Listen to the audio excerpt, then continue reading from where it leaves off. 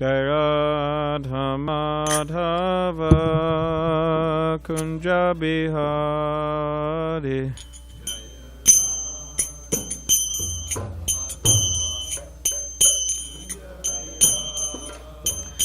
Jaya Radha Madhava Kunja Bihari.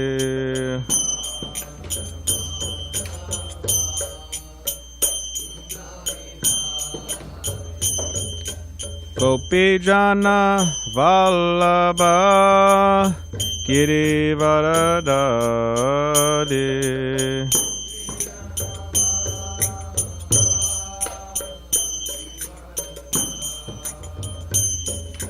Gopi Jana Vallabha Girivaradari.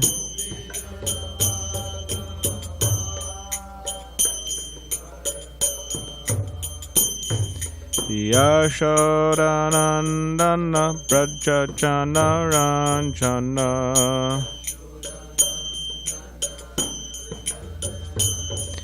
Yashodanandana Brajajana Ranjana.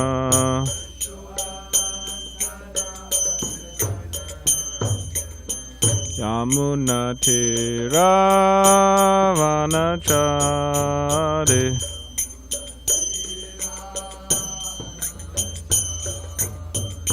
Yamuna Tiravanachari.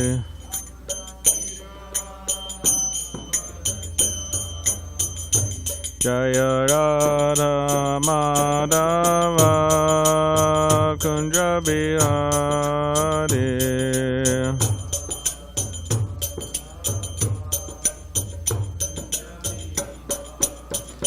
Jaya Radha Madhava Kunja Bihari.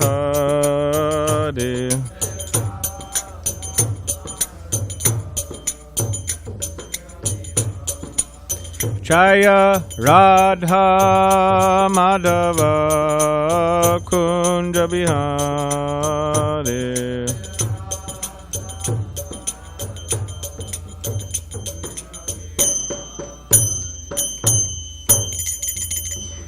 Jam Vishnupad Paramahamsa Parivadacharya Ashto Tadashati Shri Srimad Bhagavatam A.C. Bhaktivedanta Swami Srila Prabhupada Ki Jai. Jai Om Vishnu Pad Paramahamsa Parivrajagacharya Ashto Tadashati Shri Srimad Bhagavatam Srila Bhakti Siddhanta Saraswati Thakur Prabhupada Ki Jai.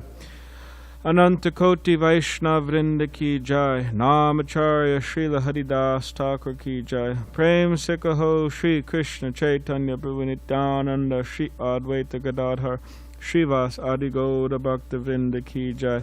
Shri Shri Radha Krishna Gopi Gopinath Shama Kund Radha Kund Giri Govardhan Ki Jai. Vrindavan Dham Ki Jai. Navadvip Dham Ki Jai. Ganga Yamuna Mai Ki Jai. Tulsi Maharani Ki Jai. Bhakti Devi Ki Jai. Samaveta Bhakta Vrinda Ki Jai. All glories to the assembled devotees. All glories to the assembled devotees. All glories to the assembled devotees. All glories to Sri Guru and Sri Gauranga. All glories to Srila Prabhupada.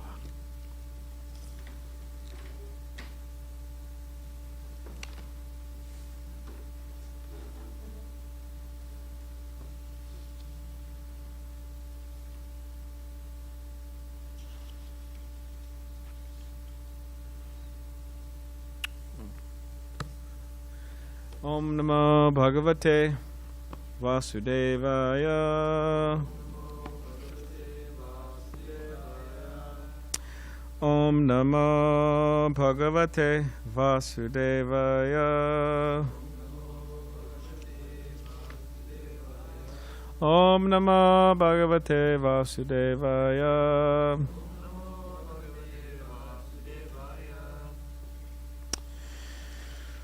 So this morning we are reading from the Srimad Bhagavatam, Canto 5, entitled The Creative Impetus, and Chapter 3, Vrishabhadeva's Appearance.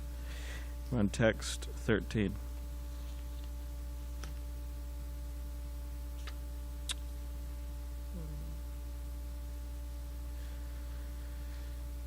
So the word by word, if everybody could please repeat. Kincha, moreover, I am this Rajarishihi, pious King Nabi, Apatyakamaha, desiring offspring, Prajam, a son, Bhavadarshim, exactly like you, Ashasanaha, hoping for, Ishvaram, the Supreme Controller, Ashisham, of benedictions, Swarga Apavargoyoho, of the heavenly planets and liberation, Api, although, Pavantam, you,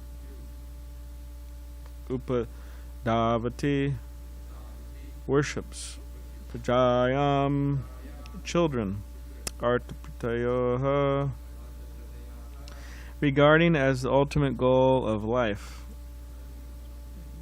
Danadam, unto a person who can give immense wealth as charity,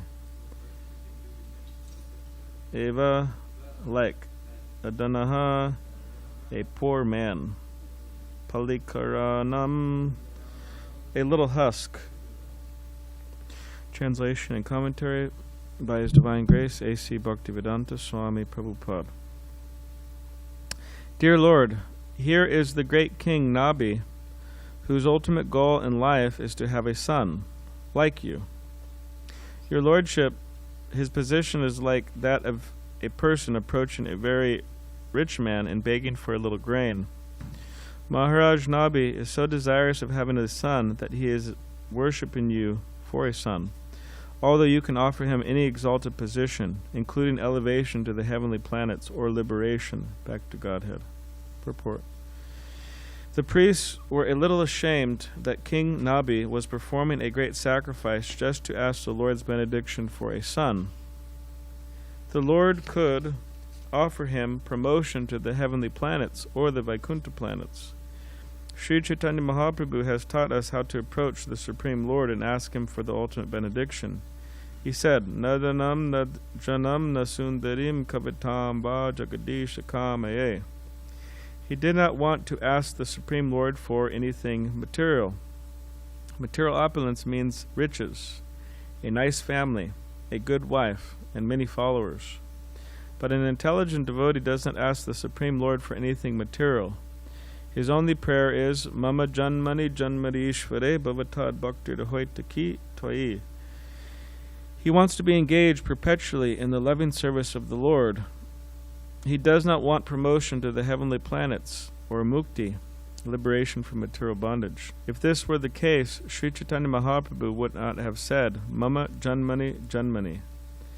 It doesn't matter to a devotee whether or not he takes birth life after life, as long as he remains a devotee. Actually, eternal liberty means returning home, back to Godhead. A devotee is never concerned about anything material. Although Nabi Maharaj wanted a son like Vishnu, wanting a son like God is also a form of sense gratification.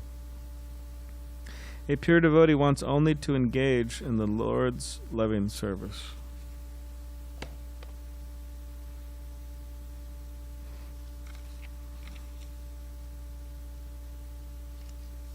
Om Jnanatimirandasya Gyananjana Shalakaya Chakshulunmaditam Vena Tasmai Shri Gurave Namaha. Mukam Karadivachalam Pangam Langate Girim Yat Kipa Tamaham Vande Shri Gurun Diditananam Vansha Kalpadiribhascha Kripa Sindhu Be'evacha Patitanam Pavanebhyo Vaishnavebhyo Namo Namaha. Jaya Shri Krishna Chaitanya Prabhu Nityananda Shri Advaita Gadadhar Shivas Adi Gaura Bhaktivinoda.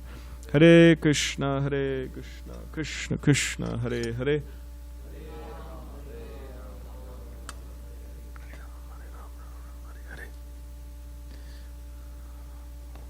So I'll read the translation again. Dear Lord, here is the great King Nabi, whose ultimate goal in life is to have a son like you. Your Lordship, His position is like that of a person approaching a very rich man and begging for a little grain. Maharaj Nabi is so desirous of having a son that he is worshipping you for a son, although you can offer him any exalted position, including elevation to the heavenly planets or liberation. Back to Godhead.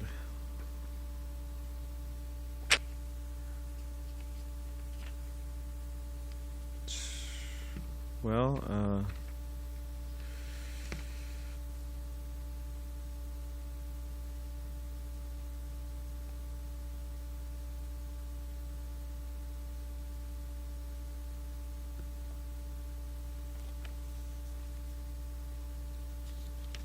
so to approach a great personality, Srila Prabhupada would give the example of a king.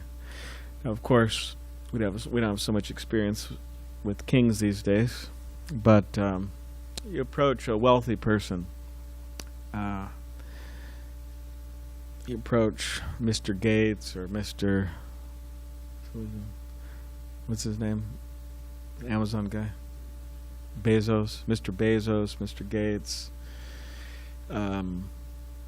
Mr. Biden. You know, you approach all these people. They have a large bank account or bank accounts.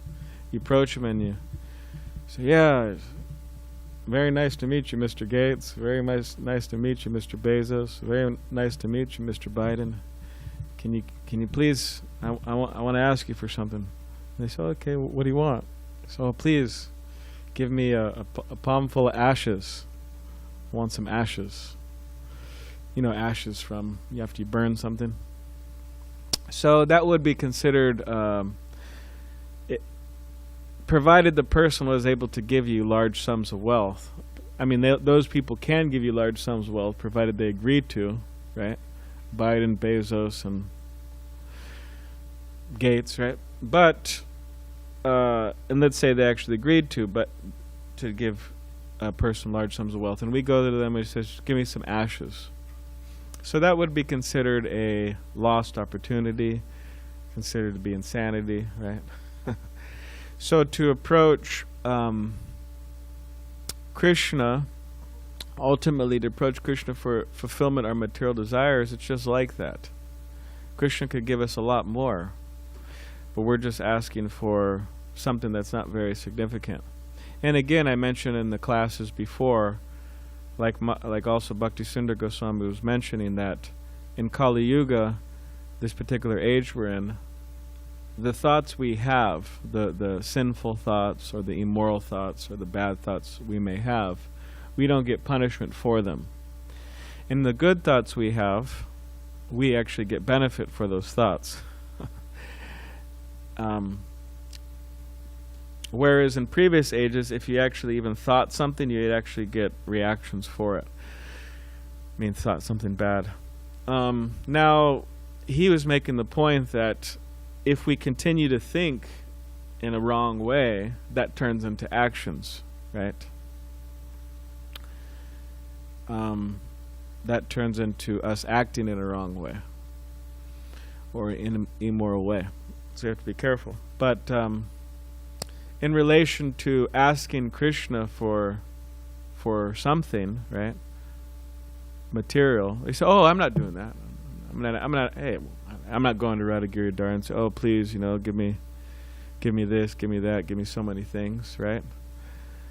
And it's true, we may not be doing that. Some people do. We're having Janmashtami, right, tomorrow.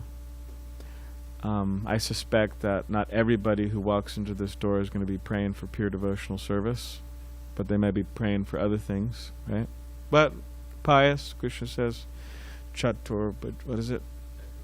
Bhajante Mam, yeah. There's 4 types of pious people who approach me. They approach, "Oh, please, Krishna, free me from distress. Please give me money. Please this, that." So we may say that, "Oh, I'm not one of those people praying," but I was mentioning some time ago that actually our desires are in many ways subtle forms of prayer, in the sense that what is prayer means a lot of the times we're asking for something. So to desire something, it's just right below, praying for it. And Krishna is the self-sufficient philosopher, as Sri Upanishad says. Prabhupada translates like that. Krishna is the self-sufficient philosopher, fulfilling everybody's desires since time immemorial, right? So we may not have to pray, and Krishna may fulfill our desires. Actually, he is. So to have material desires, we may say, well, I'm not praying for fulfillment of material desires, but just to have material desires and to not try to get rid of them actively, right? Pulling the weeds. Then that's not good, because again, it's like we're going to a very important person just asking for ashes. Now, it's understandable that we may have some material desires.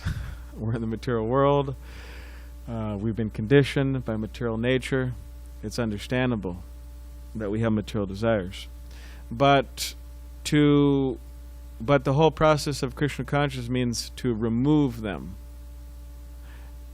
Like you have the Bhakti Lata Bij, right?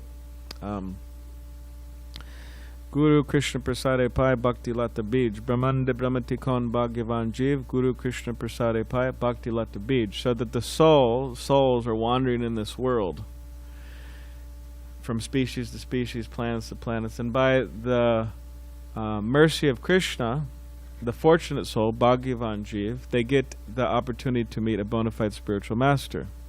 And by that connection with the spiritual master, one gets connected to Krishna. In other words, that bhakti lata, that bij, that seed of devotion is planted in the heart. And therefore we need to water it. And the watering is the hearing and chanting of Krishna's holy names in forms and activities and so on. That's the watering process, right? Watering the seed. Now, when the seed is being watered, along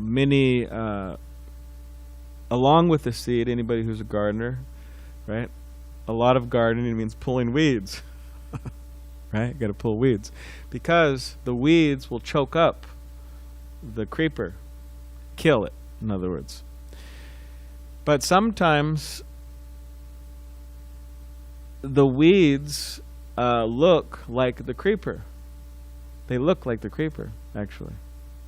In other words, the person can't tell. Oh, what is it? So they start watering the weeds, and will choke the creeper. For example, I brought this up some time ago, but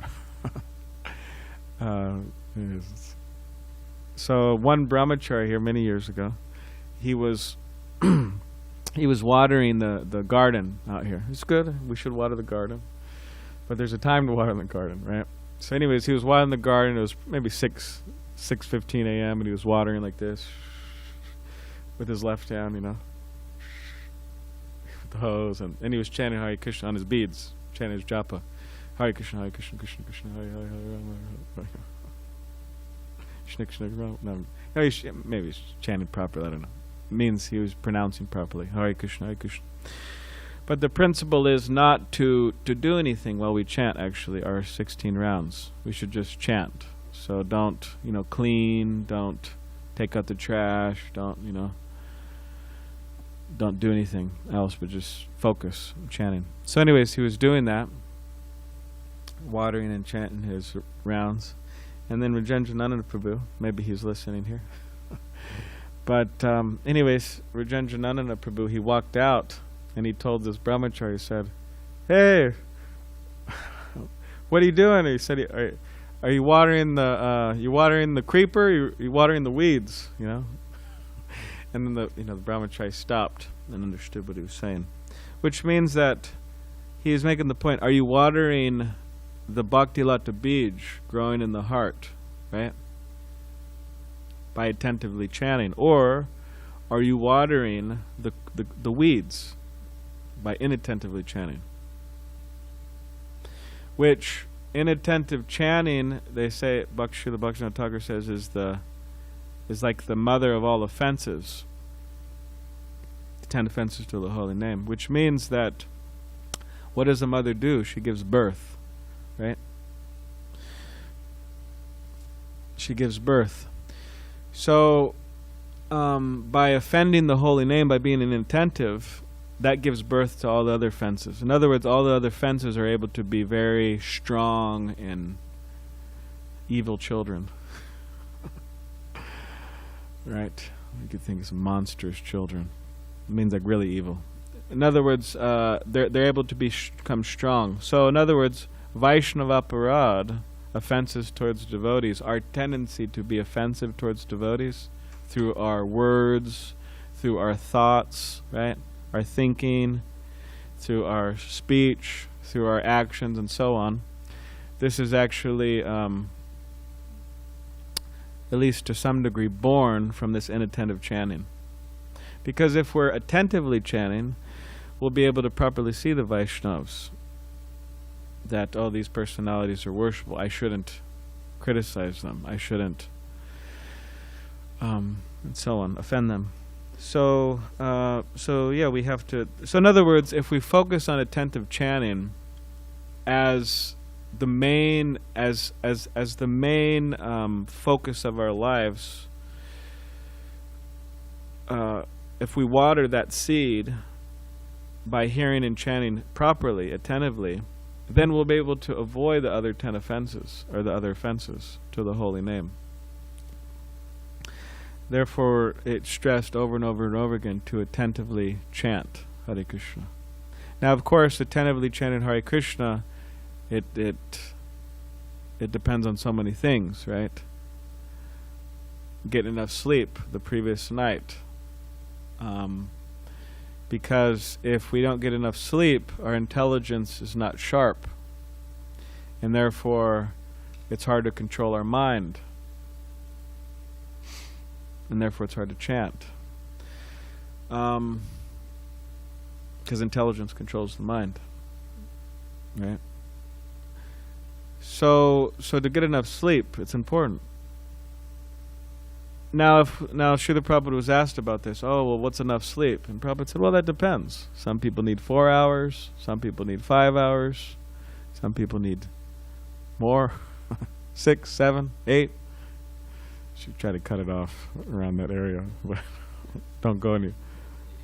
Yeah, don't go any further. But try to work within that realm. And we shouldn't try to imitate others. Oh, well, somebody else, I see them, they're getting less sleep, and I could also get less sleep. And like I remember, anyways, I mentioned this a number of times, but Tirtha Maharaj, he was he never fallen asleep. I was actually surprised, because I spent years with him, and I'd always notice him not falling asleep during the morning program. I was actually really impressed. There was one time we were traveling in India, and he, whatever, we're traveling a lot. It was on a train or something. It was in the morning, but I get tired. But so, anyways, we should try to get enough sleep. That's part of Krishna consciousness, right? Krishna says in the Bhagavad Gita, one who sleeps too much, or sleeps too little, or eats too much, or eats too little, they can't practice yoga properly. But by controlling how much one eats in terms of, and how much one sleeps, and what Krishna says, recreation, all these things, then one can mitigate all the miseries of material existence just by that alone. But this also helps with the chanting process, what we do. Most of, like what we do, we're chanting our rounds, right? And then what we do with all the other 22 hours of the day, it really affects, actually, our chanting, right? How we're dealing with devotees, how we're, this and that, so many things, it affects it. So I'm bringing this up because we're talking about material desires. And the main process of removal of material desires is not, standing on our head and drinking, grapefruit juice, going grapefruit juice fast, and, not going on book distribution because, there's too many materialists out there, and whatever. There's so many formulas that we could try to come up with to get free from material desires. But the main process of getting free from material desires, which is the source of all pain and misery in this world, material desires, is to chant Hare Krishna. Harinama, Harinama, Harinama, Harinama Eva Kevalam, Kalau Nasteva, Nasteva, Nasteva Gatir Anyata. So for this age of Kali, the process is, and it is repeated 3 times, to chant the holy names. Now, to feel unenthused, to feel bored, to feel like our mind is going all over the universe, okay, fine, that may be happening in the beginning, but through our intelligence we should understand how we need to rise beyond this and actually get absorbed in chanting. I remember in 2009 when I went to a japa retreat in Joshua Tree. They stopped doing those. They don't do this so much these days, but anyways, I went there and there was a day where we chanted 64 rounds. And I was, I don't know, 20 years old or something. And so yeah, we did it. We all chanted 60. And you take a vow. You can't speak because so much of our time, if you really analyze it, a lot of our time is spent speaking. Could be speaking, right, with others. So anyways, no speaking to others. Just chant 64 rounds. So we did that. And then yeah, so whatever my experience was there, but then some years passed by, and this was somewhat recently. I was in Vrindavan, and we were at the Govardhan retreat with Borijan Prabhu, Shachinandan Swami. Who else was there? Who was I with? I was with you? Oh, really? Yeah, I was with Raj Mohan and Hasagrami. It wasn't Vaishesh, it was Borijan Prabhu, Shachinandan Swami, and I think that was the main ones, devotees. Anyways, it's a very wonderful retreat there. It's right there in Govardhan. You're staying. You wake up and Govardhan Hill's right there. So we stayed there, and there's so many classes and kirtans, and But there was a day where we went to Srila Rupa Goswami's Imli Tala, the place where he wrote Bhakti Rasamrita Sindhu there. But anyways, he spent time there. And that was we chant 64 rounds there. It's a big group of devotees, everybody chanting, sitting, walking.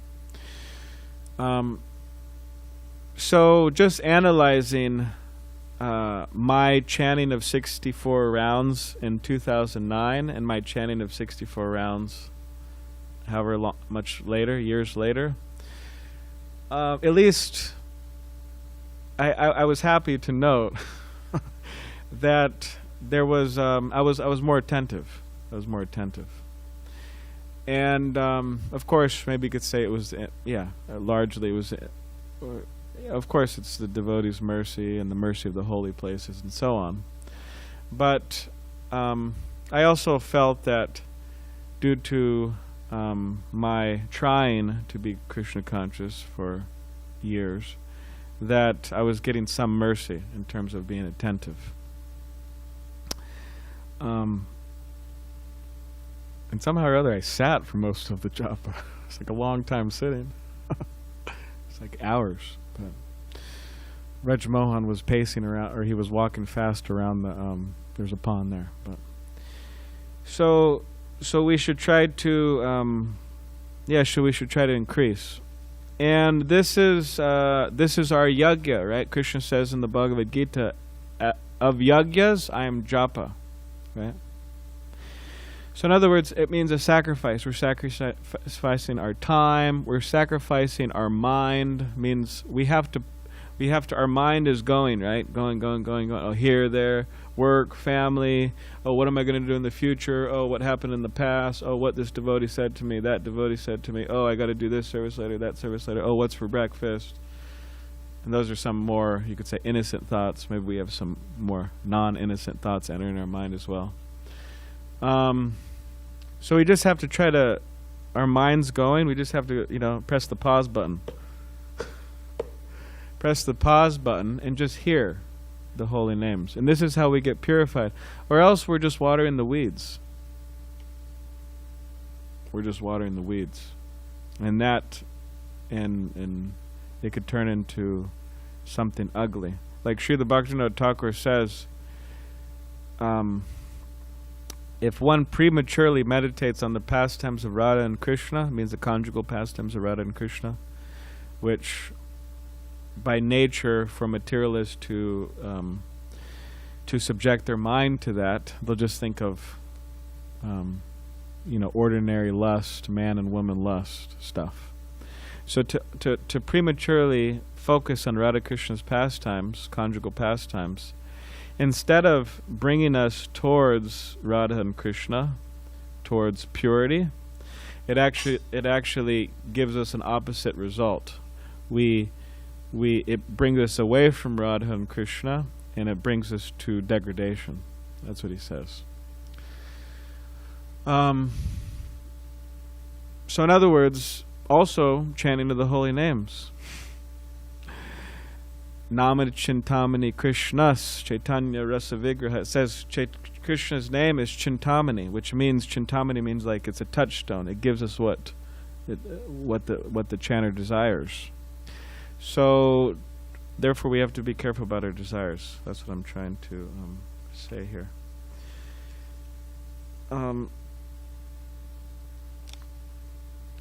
So Rishabhadev is going to appear here, and it's interesting because Srila Prabhupada is mentioning, yes, we shouldn't desire anything material, we shouldn't ask for anything material, nadanam najanam nasundarim. No, we shouldn't ask for, whatever. We shouldn't want or ask beautiful women, followers, fame, any of this.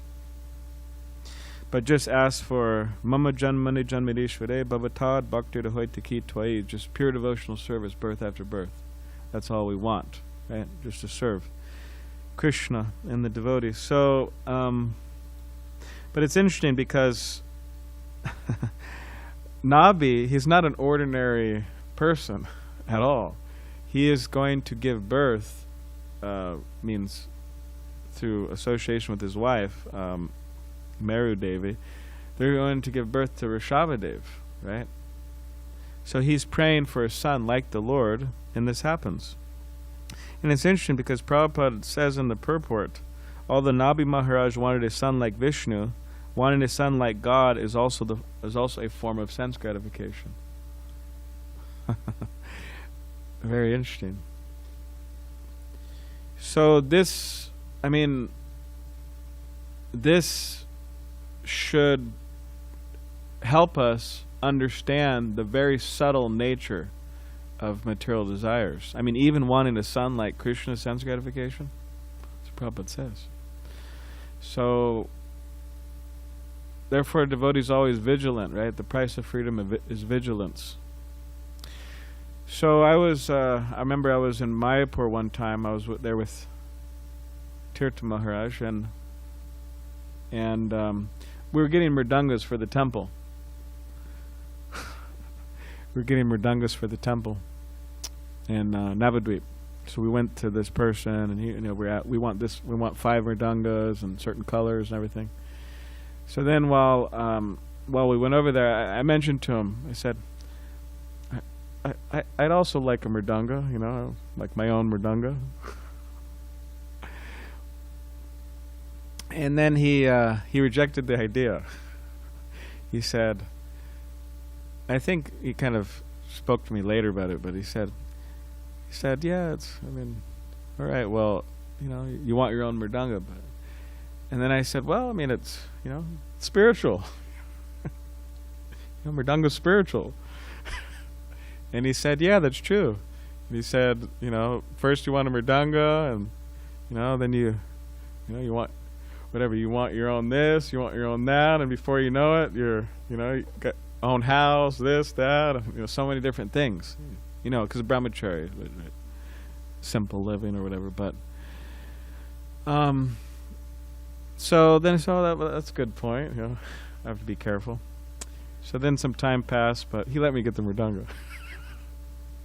We got a mridanga, and wrote my name on it, and but he was just making the point, just be careful. Yeah, we have things, yukta vairagya, right? We utilize things in Krishna service, but we have to be careful, So,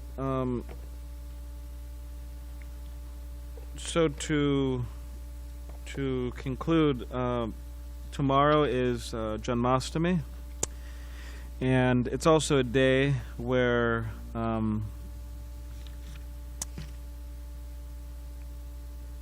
it's a day that is celebrating Krishna's appearance in this world. Very, most celebrated day, practically within the Vaishnava world. Of course, there's Chaitanya Mahaprabhu's appearance as well.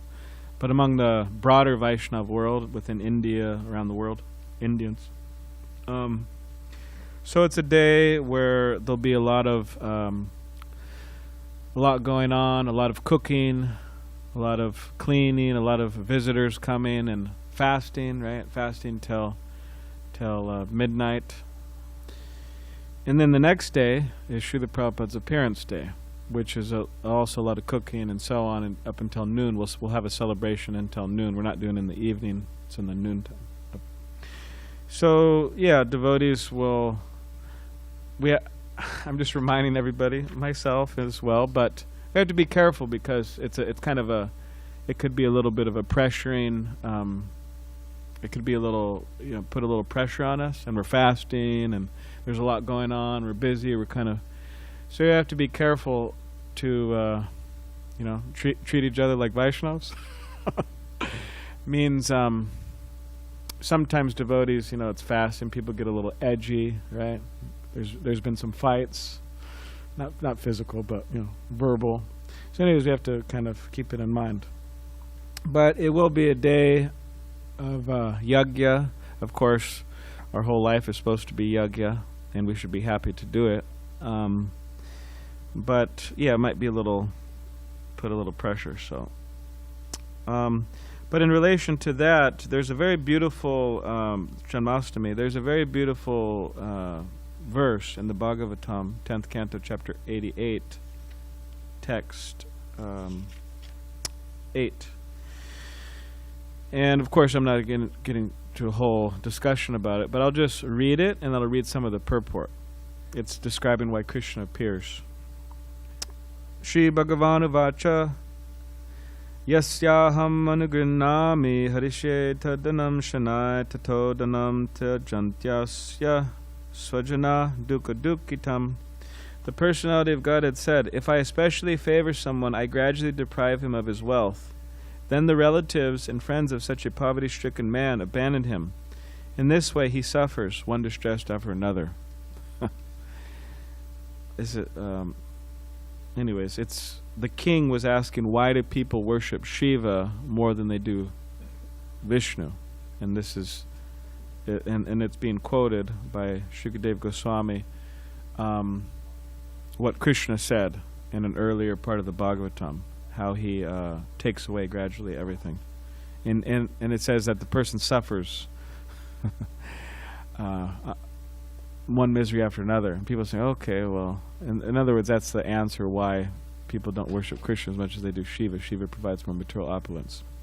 So within the purport, I'll read this. It's very beautiful. So it's short and it's sweet. So if everybody could just try to focus their mind on what the purport is saying, because it's very important. The beloved devotees of the Lord do not regard as very troublesome the suffering He imposes on them. Indeed, they find that in the end it gives rise to unlimited pleasure, just as a stinging ointment applied by a physician cures his patient's infected eye. In addition, suffering helps protect the confidentiality of devotional service by discouraging intrusions by the faithless. Oh, I'm practicing Krishna consciousness. Oh, I'm suffering. Oh, let me give it up.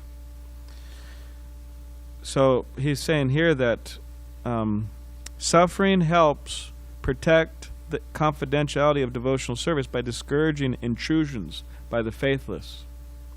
And it also increases the eagerness with which the devotees call upon the Lord to appear. In other words, suffering called to Krishna. If the devotees of the Lord Vishnu were complacently happy all the time, he would never have a reason to appear in this world as Krishna, Ramchandra, Nrsimha, and so on, right? Mother Bhumi was saying, these demons are causing me so much harm. And then Krishna, okay, I'm appearing. Lord Brahma, right? So many are praying. the demons also have a part. As Krishna himself says in Bhagavad Gita 4.8, Paritranayu saranam vanashaya chaduskritam, to deliver the pious and annihilate the miscreants, as well as to re-establish the principles of religion, I myself appear millennium after millennium. And without the Lord showing himself on earth in his original form of Krishna and in the forms of various incarnations, his faithful servants in this world would have no opportunity to enjoy his rasa lila and other pastimes. So this is all caused by suffering. Suffering produces, it protects the confidentiality of devotional service. In other words, insincere people stay away. Devotees call out to Krishna. Krishna comes. They get to see his pastimes, become attracted. Now here is, you could say, the heart of the purport, which is the last paragraph. And this is by Srila Vishwanath Chakravarti Thakur, who is just absolutely amazing in terms of his commentary. I didn't read all of his commentary in the Bhagavatam, but I read the 10th canto commentary on the Srimad Bhagavatam by Vishwanath Chakravarti Thakur. It's absolutely amazing. So Mahanidhi and Bhanu Swami translated that. So if you haven't read it, you should add it to your ever-increasing list. So here is what Vishwanath Chakravarti Thakur says. Srila Vishwanath Chakravarti Thakur here counters a possible objection. What fault would there be in God's incarnating for some other reason than to deliver saintly persons from suffering? So what fault would there be in God's incarnating for some other reason than to deliver saintly persons from suffering? So in other words, God comes, Krishna comes to deliver saintly persons from suffering, right? So what fault would there be in God's incarnating for some other reason? He could come for another reason.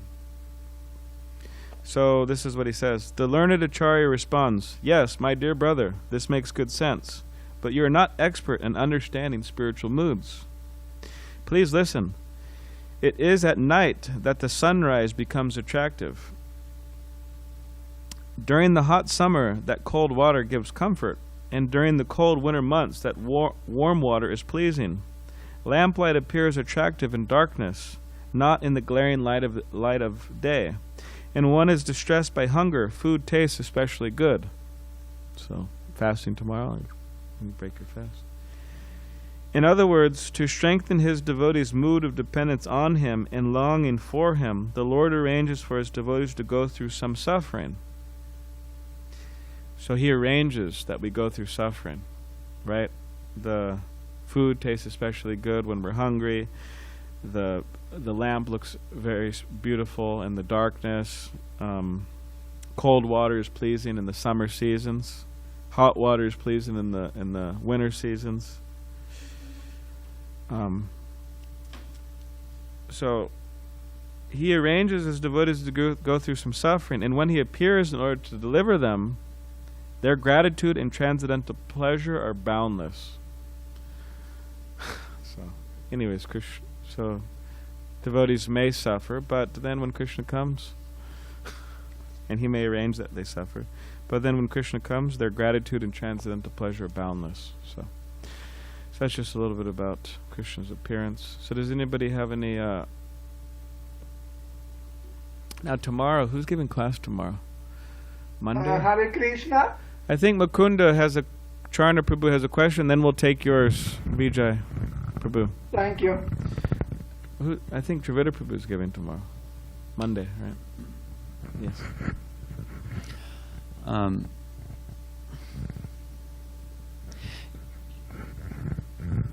Well, in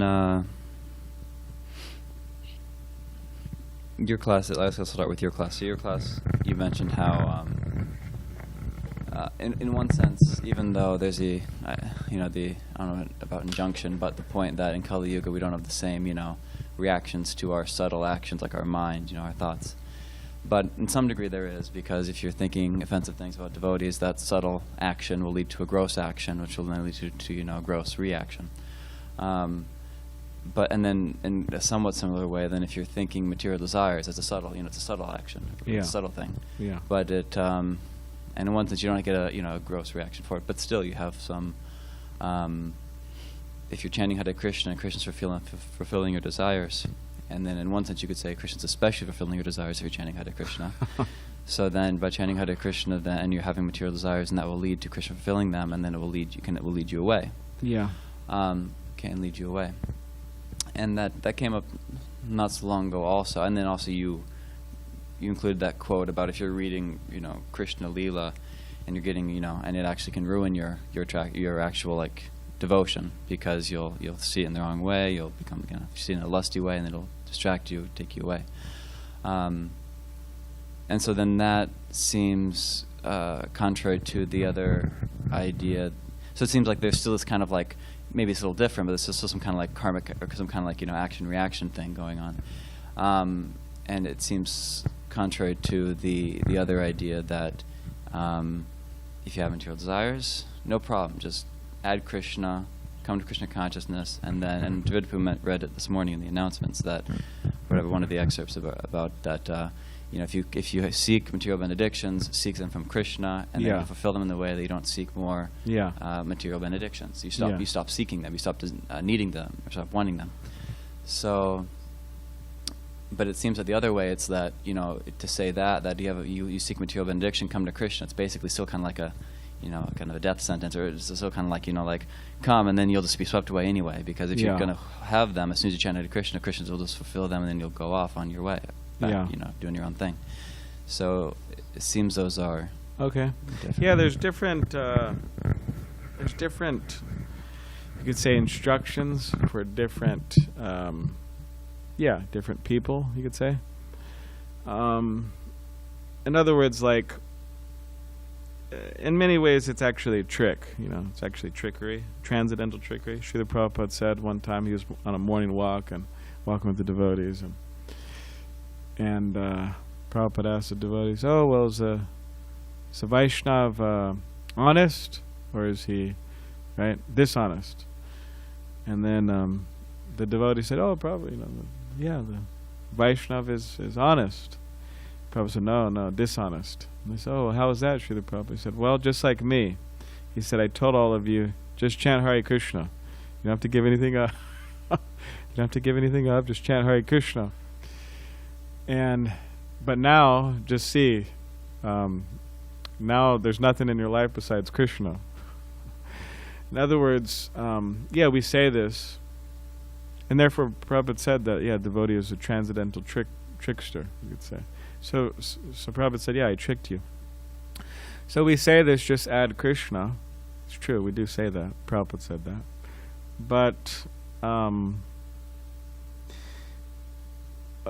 But when it really comes down to it, like, ultimately we advise, or Krishna advises, we're repeating Krishna and we're repeating the acharyas, to surrender everything to Krishna.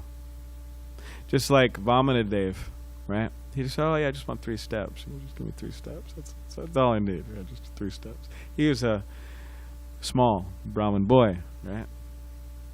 Just 3 steps. So then Bali Maharaj said, what are you going to do with 3 steps? It's like, I don't know, who knows? It's, half of this room or something at the most, maybe a little less. I don't know how, because it was in a previous age, how big was Bali Maharaj, how big was Vamanadev, but it's a small space. And Bali Maharaj said, I could give you anything. I could give you a planet. I could give you so many things. Why do you just want? And he said, well, if I don't learn how to be satisfied with three steps of land, he said, I won't be satisfied with anything. That's an important lesson there. But ultimately, he took those 3 steps, and he covered, a whole universe. And then he said, hey, where's my 3rd step? And then Bali Maharaj, said, step on my head. And then Bali Maharaj said, I surrender to you, because he was, Vishnu. So Krishna, the spiritual master, they say, but really they want a relationship with us. Krishna wants a relationship with us. It means a strong, close knit connection with us. And then how does that happen? You can't just tell people immediately, all right, just surrender, everything, and right. But you tell them gradually, take some prasadam, here's some classes, chant some Hare Krishna. Then gradually they work their way up to the point where they're able to fully surrender. So But now, of course, you mentioned how it's like Krishna says, "Oh, well, come to me, and I'll fulfill your material desires." But isn't it like a death sentence, you know? But when we come to Krishna, Krishna is extremely merciful, and like it says in the Chaitanya Charitamrita, oh, that this person's wanting poison, but I'm going to give them nectar. You know, they're wanting material desires, but I'm going to give them nectar.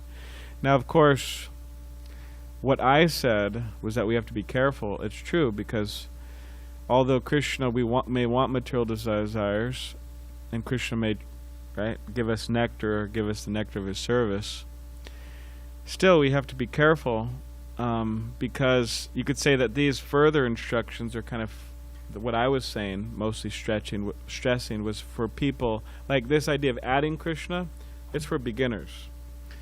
What I was mostly discussing was for people who aren't so much beginners, but they're on the path and they're going, you know, on the path. So for us, practitioners, right, we're initiated or we're getting close to initiation, we have to be careful not to water the weeds. And that's from the Chaitanya Charitamrita. It's all described there in the Chaitanya Charitamrita. Because we can't just expect Krishna to do everything, right? Can't just say, oh, well, I have material desires, Krishna will take care of them. We have to actively try to get rid of them, which means to try to focus, be attentive, you know. So anyways, I don't know if that... You have any other comment in relation to that?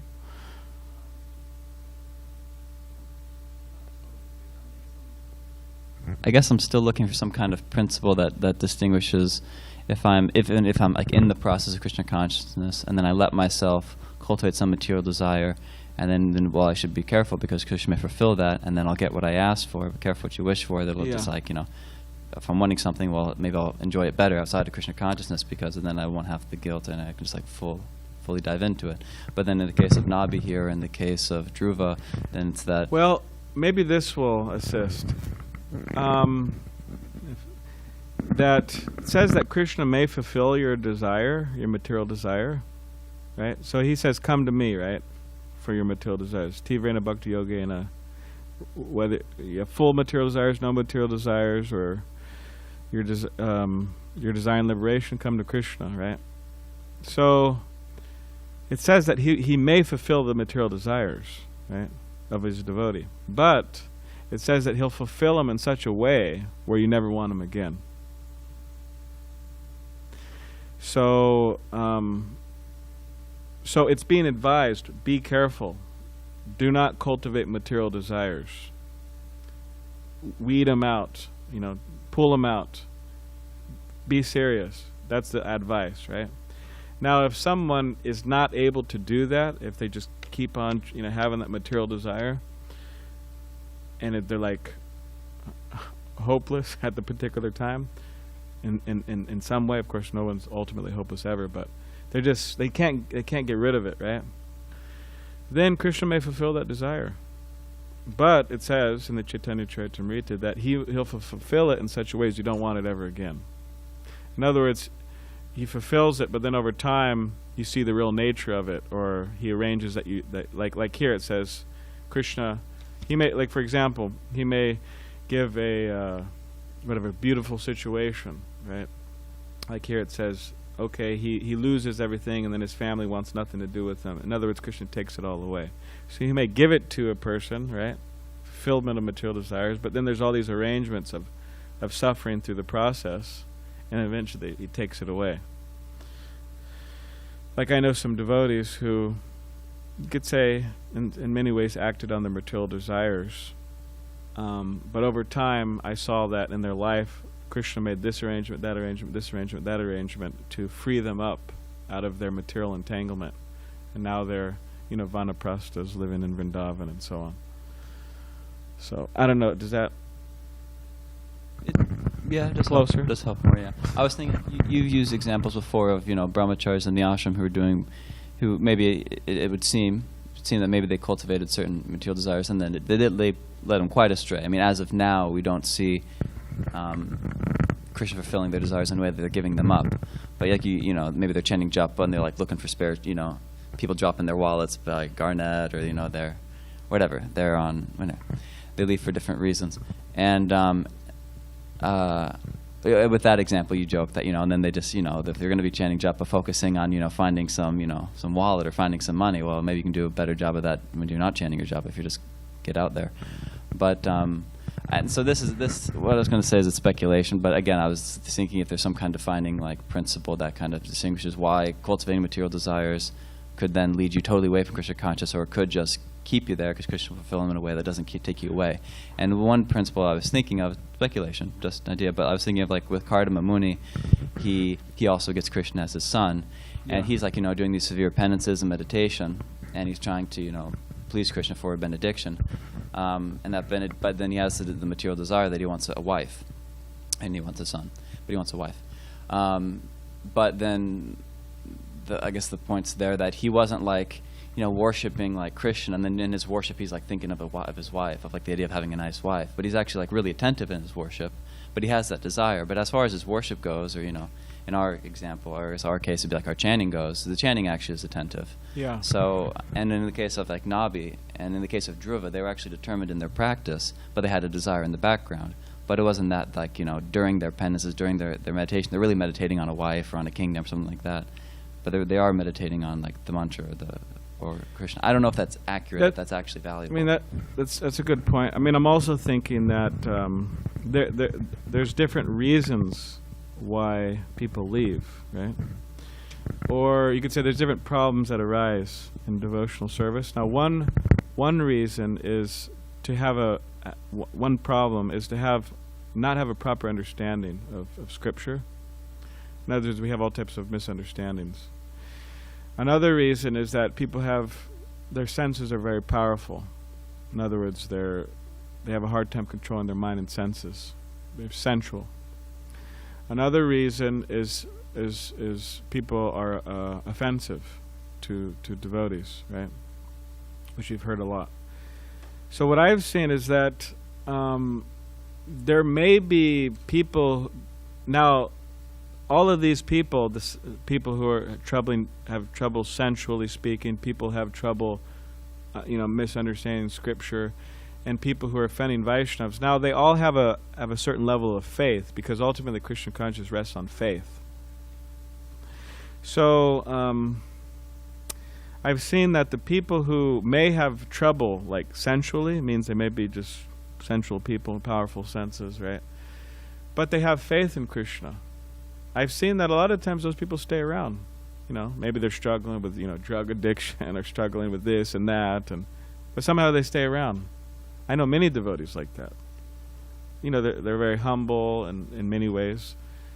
Maybe not so humble sometimes, but I know many devotees like that who stay with the process, although they're struggling like that. And I know many devotees who, at least in my perception, and reading and whatever, who am I, but it seems that they have some misunderstandings of Krishna consciousness, some misconceptions.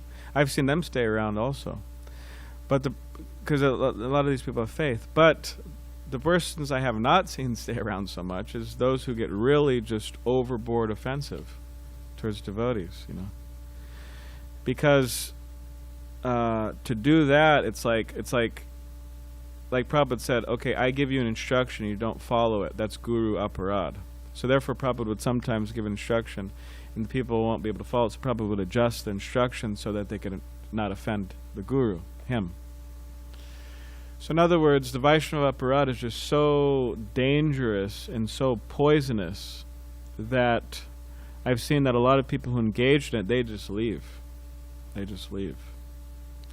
So in other words, all of these persons have material desires, but the person with material desires who is offensive towards Vaishnavas, they don't have much hope. Whereas the people who are, they may have some misconceptions, they may be, struggling with whatever, this and that, they could stay around, provided they're not offensive towards Vaishnavas. And also, why is that? You could say, why does Krishna, like there's prostitutes in Calcutta who are devotees of Krishna. And means, long time ago. I don't know the situation now, but means they're famous prostitutes that Srila Prabhupada would recognize them. Oh yeah, they were prostitutes, women, but by profession, somehow or other they fell in that situation. And there was one prostitute. I visited the temple actually that she built with her money, and it was a beautiful temple. One devotee brought me there. Anyway, it was a beautiful temple in Kolkata. And Prabhupada mentioned her a few times on his morning walks. So in other words, you could say by profession, it's not a noble profession, but because she wasn't offensive towards Vaishnava, she was able to, whatever. So yeah, because why does Krishna kick people away who are offensive towards Vaishnavas? Because if we're offensive towards Vaishnavas, it's actually like, if Krishna allows us to stay in their association, it actually digs our hole deep, deep. So Krishna said, okay, fine, get away from the Vaishnavas. Whereas for people who are just sensual or misunderstand this and that, they're not offending, okay, come around. So.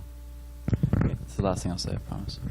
Yeah, I like that contribution also.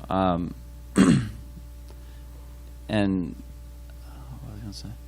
I guess similarly, maybe related to that, is I guess what I was thinking, and it's just like I'm curious if this assurance that, or this guarantee that, if you have material desires and you come to Krishna consciousness, it will be okay. Krishna will take care of it in such a way that you'll stay in Krishna consciousness and you'll lose the material desires in a smooth way, in a healthy way. If that guarantee is maybe not so cheap, in that it still requires sincerity, which is shown by you focus on just now, and also in class, not being offensive to devotees. But maybe outside of that, not being inattentive and chanting also was part of the class, which I thought was relevant, especially because, as you were mentioning in class, all the other offenses come out of that. They all feed each other, but specifically it's mentioned that by chanting inattentively or being inattentive in your actual practice, then the other offenses follow. And then, as you were pointing out, if you're offensive to devotees, then there's you aren't going to stick around devotees and cultivate devotional service. So, I mean, there's a guarantee. It says that once you engage in devotional service, Krishna will forcibly drag you. Prabhupada says that in the Nectar Instruction. Right. But when exactly that happens? Yeah, that it's going to be. Like a Jamil, he's wasted his whole life practically, and then at the very end, right, he got another chance, and then he became perfect. But then you have the case of Bharat Maharaj, you have the case of different devotees, right?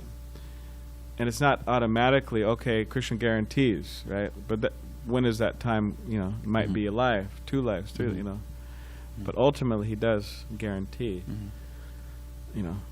Yeah, I guess I was just thinking that if I want to have hope that my material desires will be fulfilled in a way that doesn't distract me more from Krishna consciousness, then I have to actually be attentive not to make all these offenses. And if I'm not going to be attentive to not make all the offenses, then I can't really expect that. Maybe you're saying that there is a guarantee, so maybe I can expect it, but not soon, not immediately. Fulfillment of material desires? No, that I can't expect to lose those material desires in a way, and with that, I can't expect it to happen very soon while I'm still not following the program. Yeah, if we follow the program, definitely, that speeds up losing material desires. And sadhu sangha, sadhu sangha is absolutely amazing. Association of devotees, that's actually how it's all possible. We get very, just like Bhakti Sundar Swami was mentioning how he met with Srila Prabhupada on 2 occasions, 1 week in Venezuela, right, and 1 week in New York, Rath Yatra 76. So he met with Srila Prabhupada, and it was just like, he told this story how he came back from Sankirtan, and the temple president said, don't walk on the patio, Prabhupada's there, and he wants to relax, and don't walk there. So he said he forgot. So he walked down the stairs, and then he saw Srila Prabhupada there in a rocking chair, rocking. And then his name was Jagat Chakshu at the time, so he saw Srila Prabhupada there, Bhakti Sundar Swami saw him, and he just froze. He didn't know what to, and he didn't know where to move, or he didn't, go, or so it was just there. And then Prabhupada kind of gave him a gesture like, like, what's going on? What are you doing? And then he said, well, Srila Prabhupada, I just got back from distributing your books in the city. And Srila Prabhupada said, oh, great, wonderful, thank you very much. And he said, how do the Venezuelan people like my books? And then Maharaj said, oh, they like him very much. You know, they're asking for titles, they're coming to the temple. And Prabhupada said, okay, great. So then Prabhupada stood up and he motioned to him, come with me. So then Prabhupada went into his room and he had a plate of sweets.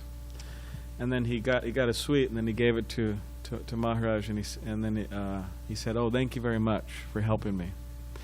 So anyways, Maharaj was telling the story, and you hear so many different things like that. Devamrita Swami has a interesting one where he was working in LA at BBT, and then Prabhupada comes, and then one devotee says, oh, this is Devamrita and he's working on your books.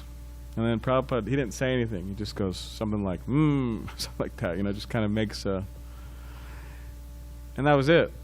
And then he walks out. So anyways, Devamrita Swami and Bhakti Sundar Swami and many other devotees, they said that just these small, supposedly small, seemingly small interactions with Srila Prabhupada just inspired them for their whole life. So that's the power of sadhu sangha. Okay, so if somebody needs to leave or wants to leave, you can leave. We just have Vijay. I don't know. You want to ask your last... Yes, I'm here. Okay, you could go ahead and ask. Yes, before I ask my question, if you allow me, Prabhu, related to the discussion you just had with the devotee who asked the last question, I would like to add the popular saying related to how Lord Krishna deals with devotees who have material desires while serving him.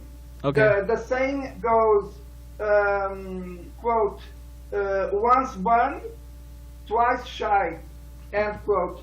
Prabhu, my question is related to the purpose of the verse you chose for today, and it goes as follows, quote, although Nabi Maharaj wanted a son like Vishnu, wanting a son like God is also a form of sense gratification.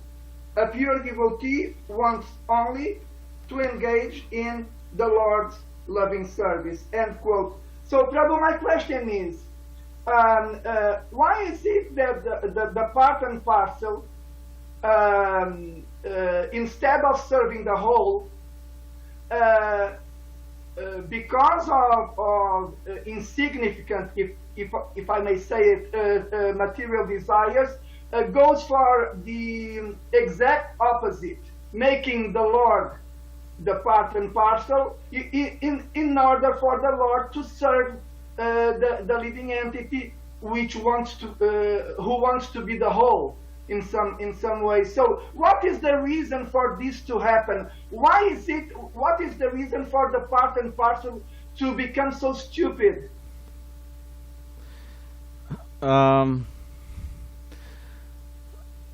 Well, it's it could be answered in different ways, but the soul is, right, Ananda Mayo Bhyasat. Is that it? No. Yes, yeah. Ananda Mayo Bhyasat means pleasure seeking.